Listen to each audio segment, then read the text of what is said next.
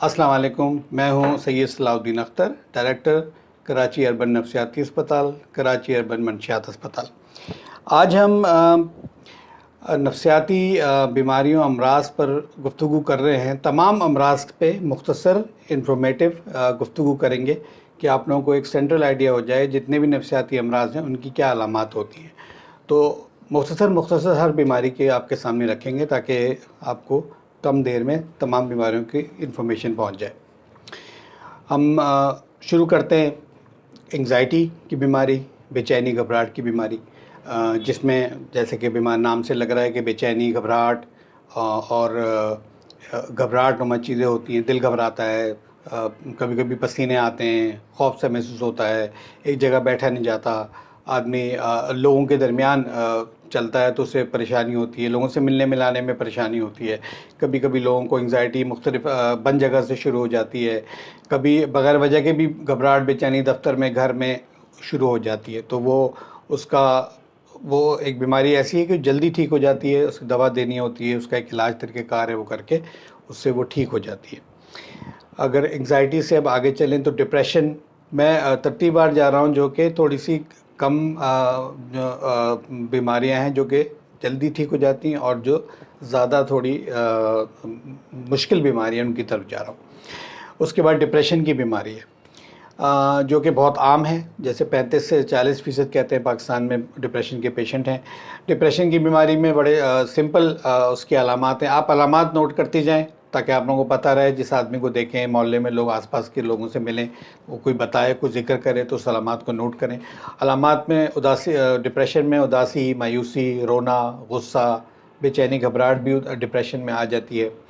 और बाज़ दफ़ा तो दिल चाहता दुनिया से जाने का, मर जाने के ख़यालात, अल्लाह मियाँ मुझे उठा ले तो बेहतर रहेगा, ख़ुदकशी के ख़यालात आने शुरू हो जाते हैं, मंसूबे आने शुरू हो जाते हैं कि ऐसे कर लूँ, वैसे कर लूँ, कुछ पी लूँ, दवा खा लूँ, ये कर लूँ, बस के नीचे आ जाऊँ, मंसूबे आने लगते हैं।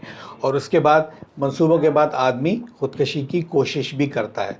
तो कोशिश करना डिप्रेशन की हाइट है, सबसे ख़तरनाक डिप्रेशन का लेवल पे पहुंच गया जब ख़ुदकशी ट्राई कर ली। जैसे कल परसों एक मेरे पास लड़की आई थी, उसने हाथ की नस जो है वो ब्लेड भी शॉर्पनर को खोल के उसमें से ब्लेड निकाला और नस काट ली, बच गई वो अल्हम्दुलिल्लाह। लेकिन ये डिप्रेशन की हाइट है। नीचे थोड़ी सी शुरू हुई, हल्की फुल्की घबराहट, उदासी, मायूसी से शुरू होकर अलामत जो आपको बताई, और वो ख़ुदकशी तक पहुंच गई, और ख़ुदकशी लोग करने में कामयाब भी हो जाते हैं।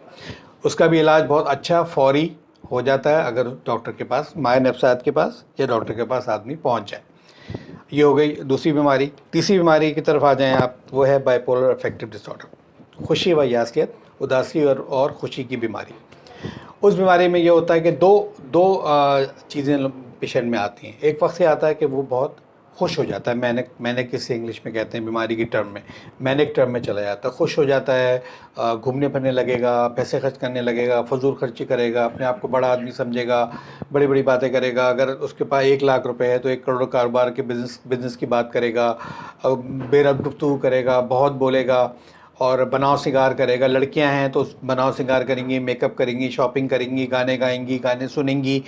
और इसमें एक ख़तरा और भी होता है, लड़कियां हैं तो लड़कों से ताल्लुकात पैदा करेंगी, और अगर लड़का है तो लड़कियों से दोस्ती करने की कोशिश करेगा। और ख़ास तौर पर मर्दों में अगर बीमारी हो, जब वो मैनिक खुशी वाली कैफियत में जाते हैं, ज़्यादा खुशी वाली कैफियत, तो फिर वो नशे की तरफ भी राग़िब हो जाते हैं। हमारे ख़वातीन के लिए नशे के लिए ज़रा कम अवेलेबिलिटी है, तो इस बीमारी में जो ख़वातीन हैं वो पाकिस्तान में नशे में कम जाती हैं, लेकिन नशा तो वैसे खैर यहाँ मौजूद है। तो ये आता है, इसमें मैनिक हम कहते हैं खुशी का, और फिर यासियत में उदासी में डिप्रेशन के वही सिम्टम है जो मैंने आपको डिप्रेशन के बताए। उसमें आदमी खुशी ख़त्म हो जाती है, उदास हो जाता है, बेड को पड़ जाता है, काम धंधा छोड़ देता है, नहाना धोना छोड़ देता है, कपड़े गंदे संदे जैसे हैं, बातचीत, गुफ्तगू, मिलना जुलना, बात करना, खामोशी इख्तियार करता है, सोच में भी उसकी किसी किस्म की खुशी हो, कोई मकासद नहीं रहते, और वो ख़ुद एतमादी भी खो देता है, और वो दफ्तर भी देर से जाता है, दफ्तर में भी काम नहीं करता और दिल नहीं लगता। ये उदासी की जो होती है, तो ये दोनों को मिला दें तो बाइपोलर अफेक्टिव डिसऑर्डर है, और जो कि बाकायदा बहुत अच्छे तरीके से इसका इलाज मौजूद है, लेटेस्ट से ज़्यादा इलाज मौजूद है, और वो हो जाता है। इसके बाद जो बीमारी आती है वो स्किज़ोफ्रेनिया है, जिसको मालिखुलिया कहते हैं, जो कि एक शदीद बीमारी में आती है। उसमें ये सारे अमराज मैंने आपको बताया, इसमें गुस्सा भी होता है, तशद्दुद भी होती है, मारपीट भी होती है, बेरहम गुफ्तगू भी होती है, शक शुबा होता है, दुश्मनी का ख्याल होता है कि लोग मुझे मार रहे हैं, मेरे दुश्मन हैं, कानों में आवाज़ें आती हैं जिसको हम जिन भूत की तरफ ले जाते हैं, चीज़ें नज़र आती हैं, साया, जिन भूत, कोई बंदा नज़र आ सकता है, कोई आवाज़ नज़र आ सकती है, और चीज़ें दिखाई दे सकती हैं जो मौजूद नहीं है, आवाज़ें आ सकती हैं जो दूसरे नहीं सुन रहे, खुशबू बदबू आ सकती है जो घर वाले कह रहे हैं हमें तो नहीं आ रही, तुम्हें क्यों आ रही है। तो ये इस बीमारी में चीज़ें मौजूद होती हैं और ये शदीद बीमारी होती है। इसका अगर इसको छोड़ दिया जाए तो ये बहुत क्रॉनिक में फिर ठीक नहीं होती। अगर इसको 10-20 साल इलाज ना ठीक से हो तो ये ठीक नहीं होती। तो स्किज़ोफ्रेनिया, माली खोलिया, दोबारा दोहरा देता हूँ कि इसमें तशद्दुद होता है, बेरहम गुफ्तगू होती है, उल्टी सीधी बातें आदमी करता है, कानों में आवाज़ें आती हैं, चीज़ें नज़र आती हैं जो मौजूद नहीं होती, आवाज़ें वो आती हैं जो होती नहीं हैं।